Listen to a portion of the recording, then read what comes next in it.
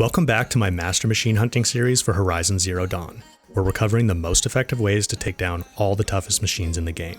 With Forbidden West coming out in just a few weeks, I'm on a mission to create these guides for everyone playing the original Horizon game for the first time, and also for anyone replaying it to get hyped for Forbidden West. Even if you have played before, stick around, because I'm going to show you some tactics that aren't so well known, and I bet you'll learn something new. That's because, unlike every other machine hunting guide out there, in this series, we're using gear and abilities that make sense for the level you'd be when you first encounter each machine. Let's face it, those videos showing you how to take down a Thunderjaw in 30 seconds are cool and all, but they just aren't really helpful for most people, and especially not for new players. So whether you're a veteran Horizon player diving back in to prepare for Forbidden West, or you're new to Horizon and just trying to figure out how to take down these crazy machines, welcome, this is the series for you.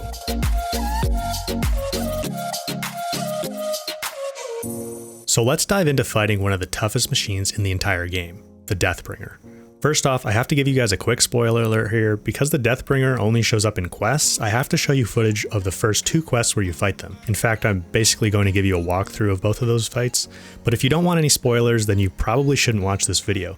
Maybe go check out one of my other machine hunting guides instead and come back here once you've gotten through those quests. Alright, so Deathbringers, like Corruptors, are one of the few ancient machines that you encounter in the game. And because of this, you have to fight them differently from all other normal machines. By the way, if those Corruptors are giving you trouble, check out the link in the description for my guide on them. But Deathbringers are even harder than Corruptors, and you only fight them a handful of times through quests, so you can't really practice on them like you can with other machines. On top of that, there's actually a different variant each time you fight a Deathbringer, and they're basically always surrounded by a bunch of human Eclipse fighters.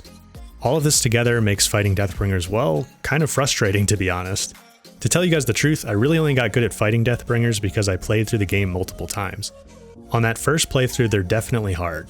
But of course, most people aren't going to play through the game multiple times, and that's okay because I'm here to show you what I've learned from all those playthroughs, and trust me, there is a good way to take Deathbringers down. So, let's get right into the strategy. When you see the first Deathbringer during the Maker's End quest, make sure you scan it with your focus right away to add it to your machine catalog. As we can see, the Deathbringer has a bunch of weapons, but it also is weak to fire and shock, so we just need to find a good way to exploit those weaknesses. The fire weakness is pretty easy. We can just use fire arrows, but the Deathbringer isn't weak to fire in quite the same way as most other machines. Like the Corruptor, the Deathbringer has an overheating mechanic that comes into play.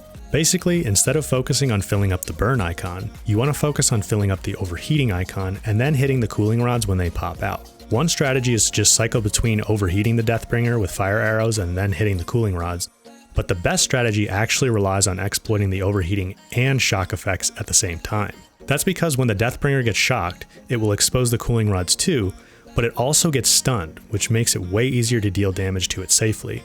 Plus, while it's stunned, it has to expose the stabilizers on its legs. Hitting those stabilizers deals some extra damage, but more importantly, it actually knocks the Deathbringer over. This gives you time to get in a few good hits on the cooling rods, or even better on the giant heat core, which will be exposed after you destroy 3 stabilizers or 4 cooling components. So, of course the question is, how do we shock it? Well, you could use shock arrows, but early in the game you're almost definitely not going to have a bow like the Lodge Warbow or Banuk Champion bow that can deal a high shock severity. And you probably won't have the double or triple shot skills either. So shock arrows aren't really a good choice, at least not for early fights with Deathbringers. Instead, the better option is a Tripcaster and shock wires. Shock wires have a really high base shock severity, 160 on normal difficulty, and Tripcasters are easy to get even early in the game. For the Deathbringers, we can get away with just using the blue Karja Tripcaster, but if you can get a Scrapper Heart, I would recommend picking up the purple Shadow version for the additional mod slot. So our strategy is going to be a combination of fire arrows and shock wires to overheat and stun the Deathbringer. Then, for general damage to the stabilizers and cooling components, we'll want to use hardpoint arrows. However, we also have to deal with the Eclipse fighters that always show up with the Deathbringers. For them, I have a pretty simple solution. We basically bait them into some blast wires that we set up around ourselves at the start. It's also going to be important that we take out the Deathbringer's gun turret early and dodge its rockets, but putting all this together will be easier for me to just show you in action, so let's jump into the live combat for the first 2 quests with Deathbringers. Alright guys, so we're here in the Maker's End quest, about to fight the Deathbringer, the very first one that you encounter in the game. Now, quick caveat, this Deathbringer fight is not normal, it doesn't employ that normal strategy that I was just describing. But I'm sure some of you, at least some of you, are here to figure out how to fight this first one, so I think it's worth showing. So let me just give you the rundown real quick. I'm on very hard difficulty level. and we'll show you the gear. So my outfit is Carja Silks Heavy. I would definitely recommend by this point in the game that you have this. You need a long leg heart to purchase it in Meridian, but it's definitely a really good outfit to have, mainly because it has 3 mod slots, which lets you kind of gear it up the way that you want to. So I have it geared up with 2 range resist, which is helpful for the Deathbringer rockets, and then melee resist, which is kind of nice too. If you have better versions of these, I would put them on here. For weapons, I've got the Shadow Hunter Bow. Again, this is a piece of gear that I would recommend you have by this point, mainly because it allows you to use hardpoint arrows, which deals some extra damage, you know, compared to regular arrows. That's going to be important for the Deathbringer. And then for mods, I've got a handling mod, just a green one, just so we can load and shoot a little faster, and then a little bit of a fire boost and a little bit of a damage boost. That's a pretty typical lineup for a striker bow like this. If you have better versions of these mods, go ahead and put them on, but I'm going to stick with these green ones just to show you how effective this strategy is. And then we're also going to use the Carja Tripcaster, and I just have some handling mods on that so we can shoot it a little bit faster. And what that's going to let us do is use these blast wires to take care of the Eclipse warriors, so we don't have to like try and fight them while we're trying to avoid the Deathbringer attacks. Okay. As for skills, for Deathbringers, I always recommend this for any machine. Hunter Reflexes is super helpful because when you jump, you get a slow motion effect that helps you aim better. But Concentration is actually especially useful for the Deathbringers to zoom in and take care of the gun turret that's in the center. Critical Hit and Silent Strike are also useful for taking down the Eclipse members. Not in this fight exactly, but in the next one you'll see those come in handy. But other than those 4, you don't really need any specific skills unlocked. I do have them all unlocked here because this is a New Game Plus playthrough, but those would be the only 4 I would need. Okay, so let me show you the shortcut. If you're dying a few times, you can head around this way instead of going all the way around. So if you jump up on this ice here and then kind of hold forward while you're on here, you can sneak through and cut off some of the path to get back here from the campfire, which is nice. Now, it's always a good idea to switch over to your potions. I'm going to switch to my full heal potions before we head into a fight like this, so we don't have to worry about that while we're trying to dodge a bunch of gunfire and stuff. And let's just get through this cutscene and I'll show you how to take this first one down. Okay, so I'm going to pull out my hardpoint arrows first and sneak over here. And we're going to Concentration headshot this guy just to take care of him. And then pull out my blast wires and put 5 or 6 of them down up here. And what this is going to do is basically just take care of the other Eclipse guys and these couple of watchers for us. They'll just run into them and kill themselves, so we don't have to worry about them too much while we're dealing with the Deathbringer. So I'll also just put 2 over on to the right of me, because there is a watcher that comes from this direction, that guy right there. Okay. So now I'm going to scan the Deathbringer, and for this first one, we're really going to focus on just the guns on the sides. Again, that's not the normal strategy that you want to do, but that's the best for this one because it's already weak and it can't walk. It's like partially put together. So, okay, before we do that, I'm just going to snipe this guy to take care of him, and we'll get into it. You want to dodge these rockets to the sides, or I guess they're gunfire right now. You can see our blast wires are taking care of those other guys for us. Dodge to the sides. I'll just scan it again so we can see a little bit better. Oh, see there. Didn't quite time the dodge right, because I was scanning. Dodge those rockets back and forth. You can see this guy didn't start with full health. Alright, we took that gun out. And he's overheating on his own.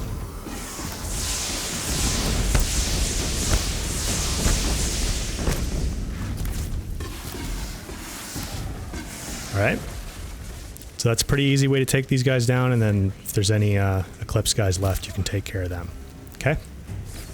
Okay, so we're here in the Grave Horde quest. This is the second Deathbringer, but it's the first fully functional one that you run into. And it's quite a bit harder. I think it has like 4 times the health of the first one, and it's able to walk around and use all of its weapons. So I'll just show you real quick. We're still on very hard difficulty level. For an outfit, I'm still using the Karja Silks Heavy with all the same mods on it. Same thing with my Shadow Hunter Bow for fire and hardpoint arrows, all the same mods on that. The only thing I'm going to change here is on our Tripcaster. I'll leave one of these handling mods on, but I'll just put a basic shock mod on here to help us build up that shock effect on the Deathbringer a little bit faster. Okay. Always a good idea, as usual, before a big fight to switch to our healing potions. I'll do the full heal potions. And basically, I'm going to take out one of the Eclipse guys with a Silent Strike first, and then we'll deal with the rest of them with blast wires, kind of set up in a perimeter around ourselves.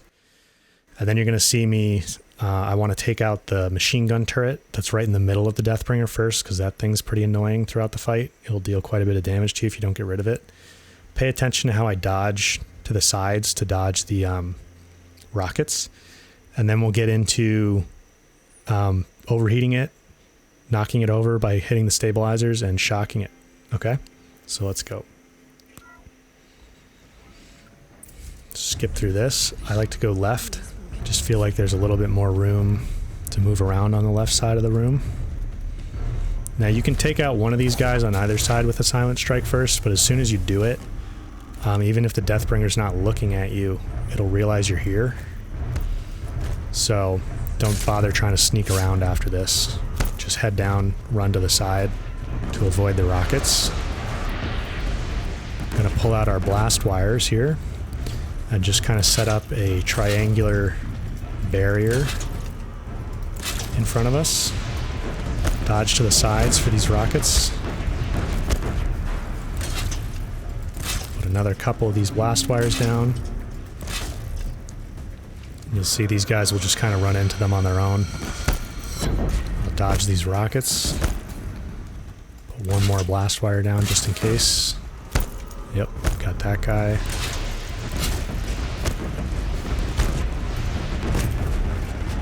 Okay, that's the gun we want to deal with, right in the middle there. So I'm going to go hardpoint arrows, concentration.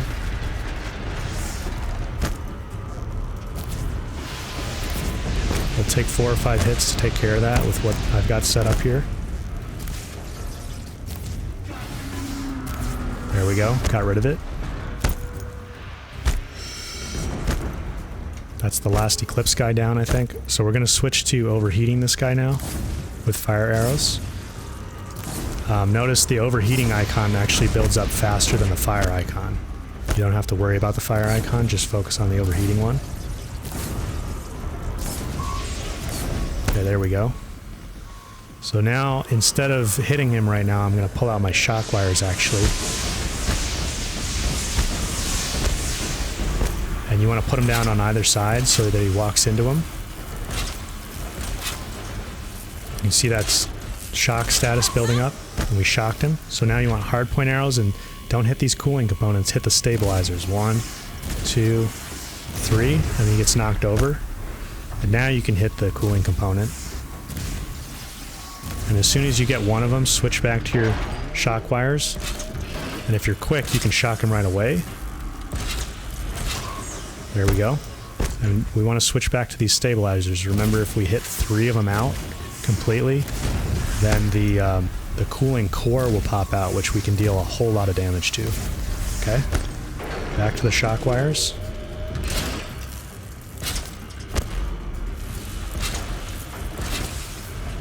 Now sometimes it will do like a seismic attack where it kind of drops down. There we go, we got it again. So we'll get our third stabilizer here. 1, 2, 3 to take that out. And we can just do some damage to one of these cooling components. Shock it again.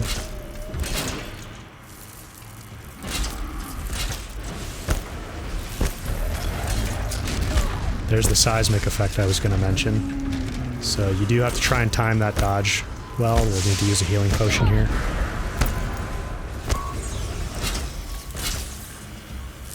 Don't worry about if it's overheating and stops. You really want to focus on continuing to shock it. You see there I was able to dodge that a little bit better.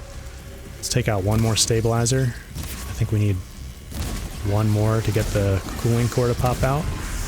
There we go. There it is. So this thing, if you hit that, it deals more damage than the regular cooling ones. So that's what you want to hit the stabilizers for. Back to shocking it. Okay, and then we still want to focus on the rest of the stabilizers while we can.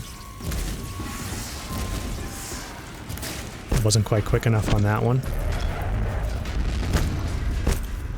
There's that seismic effect. So we'll shock again.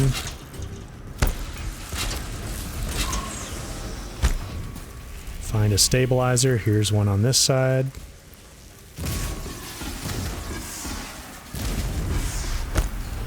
And then run around and hit the cooling core a few times. And I think we have one more stabilizer to take care of.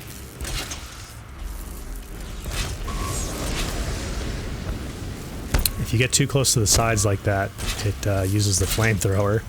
So actually a fire resist potion is not a bad idea. Okay, I think we've got one stabilizer over here to take care of. Yep. So now we can just hit cooling cores.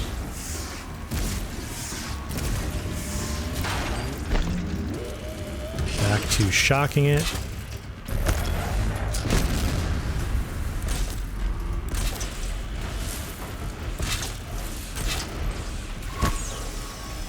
And hitting that cooling core.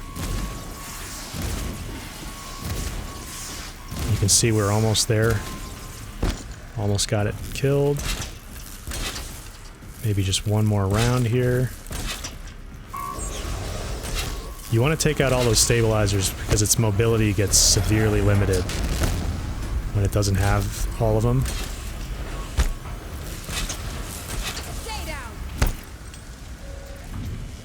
Okay, so we're going to hit these cooling cores. And it's pretty much right there. I just need to hit it a little bit more.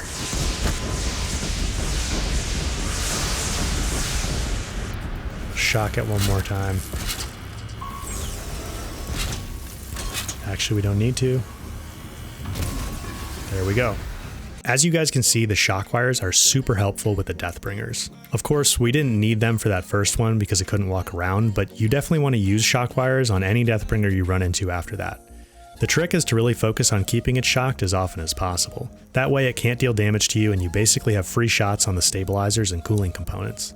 Now, as you progress through the game and get a better bow for shock arrows, you may want to use those instead of shock wires, but the Tripcaster is really your friend for these early Deathbringers. Just remember to keep shocking it, hit those stabilizers to knock it over, and then focus on the cooling components to deal damage. Before you know it, the Deathbringer will be down. Alright guys, that's my Master Machine Hunting Guide for Deathbringers. We covered exactly how to take down the first two, and now you have a strategy for any more you run into later in the game.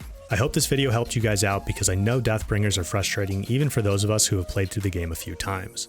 For all the Horizon veterans out there, I'd be curious to know what your favorite ways are to take down Deathbringers, so go ahead and leave me a comment about that. Horizon is my personal favorite game of all time, and my goal with this series is to make the guides that I wish I had when I first started playing.